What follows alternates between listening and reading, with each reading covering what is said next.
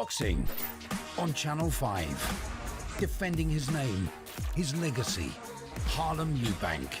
Battling his way up the super lightweight rankings. Can he remain undefeated? Big Fight Live, Eubank versus Uruzquieta, Friday at 10 on Channel 5. What's with this? IFL TV proudly sponsored by Everlast. Hazza. Mate. Fight of the year so far for starters.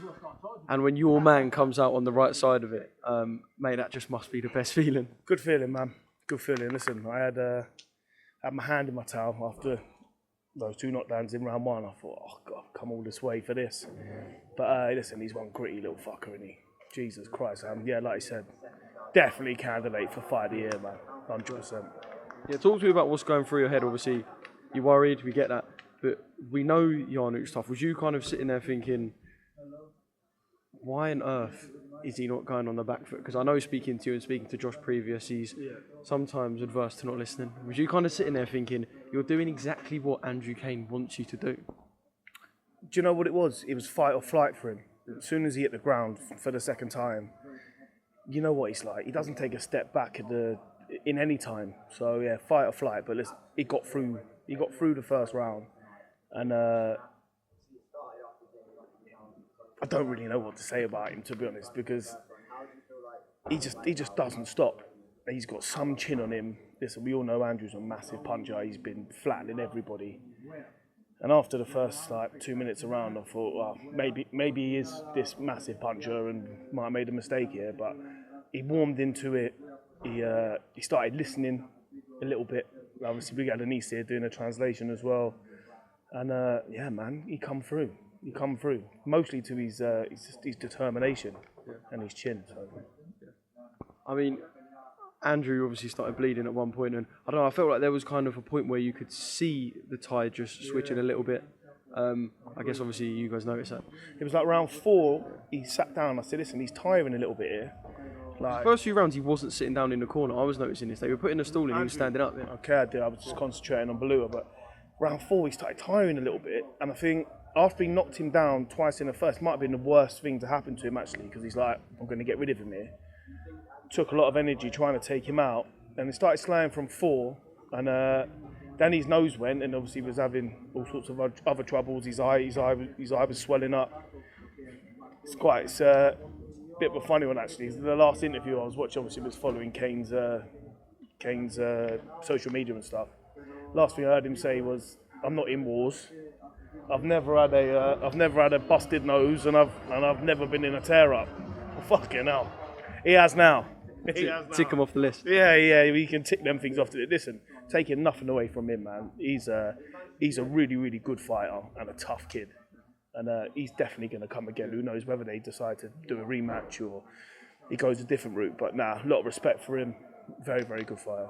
Is this one of them defeats where obviously he's still learning in his professional career? Is this one of them defeats where you kind of can't come out looking too bad because you've got a set of bollocks for starters, you've shown different qualities, and I don't think anyone's going to walk away from that and go, nah, that's a man who ain't really got it. Yeah, definitely not, man.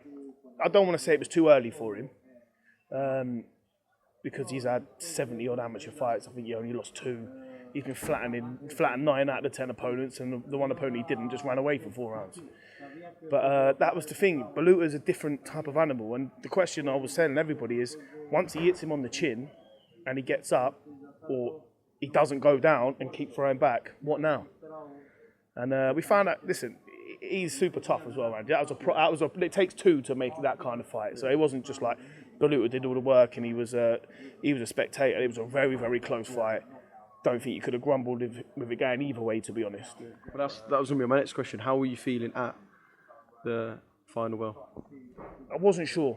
Obviously, because of the 2 knockdowns in the first, we were playing catch-up. You were saying when you were emotionally invested, obviously, you don't watch the fight. When you're the trainer, you don't see it like that. I'm just looking for little bits and pieces.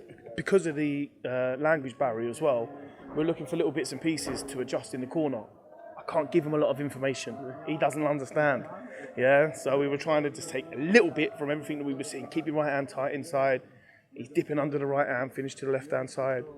But you don't really score the fight. Do you know what I mean? You don't look and think, oh, you get a gauge of, we've done the better work in that round. Especially in a 10 rounder, in that kind of 10-rounder, you get a little bit lost in everything. Do you know what I mean? Yeah. But yeah, when they said it was split, I thought, oh, here we go. And then they said 94, 93. And I thought, they've nicked it because of the 2-0 down to the first round. But no, it was meant to be, man. It was meant to be. And was very pleased. Very pleased. Obviously, going to be something big next if it is the rematch. I know you guys will want to celebrate and kind of glory in that win tonight, but whether it is the rematch, that's definitely got some viewing power now for people who would have seen or people who will hear about and re-watch that fight. Yeah, there's obviously going to be fights away from that. The division's a pretty sexy division, to be fair. Actually, it's not sexy; it's violent from when it's this division. So whatever's next is going to be interesting. It can't be something crap. Yeah, listen, like I said, Baluta's been part of the gym for a couple of years now, and I wasn't his head trainer for his time in the gym. A few bits and pieces happened in the gym, and I stepped in to help him out for this fight. So who knows what the future holds in that regard, anyway. Whether he's going to stay or whether there's maybe talk about him going back to Spain. So, but in terms of him and his career, that sells itself, doesn't it? Do you know what I mean? As soon as you see them two on a poster again, you're paying your money for a ticket. Yeah, so that could be an option depending on what they want to do and what Andrew wants to do. But yeah, listen, you've got the Davies rematch. You've got Dennis McCann will be in another good fight. We've done plenty of sparring with Dennis. Those two go at it just like those two did tonight. So that'll be a brilliant fight. Yeah, there's loads of options now. Do you know what I mean? He's champion now, so he can call the shots for the minute. And just one more thing, we mentioned that it was from White Collar to Wembley. Take a little diversion off and go to Telford. And on a personal note, the biggest night in your boxing career. Yeah, listen, like I said, I'm not going to sit here and take the what's the word? I can't think of the word, but take all the gratitude for the win. He is what he is. Do you know what I mean? Regardless of who was in the corner, he was going to fight the same way. My job was just to keep him calm, make sure that he was listening to the little bit of the information that we gave. In terms of my career, listen, I'm enjoying coaching. I do this because I love it. These kind of nights make it very special and sort of gives you a reminder of why you put yourself through it every day. All the travelling for sparring, all the late nights, all the hours for nothing in the gym. Yeah, this was a special night, and we're gonna enjoy it.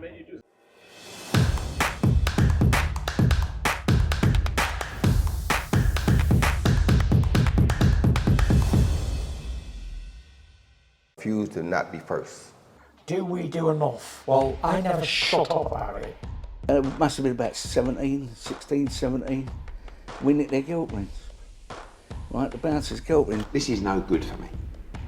That's the reality. If you want the honest truth, and I see it every day,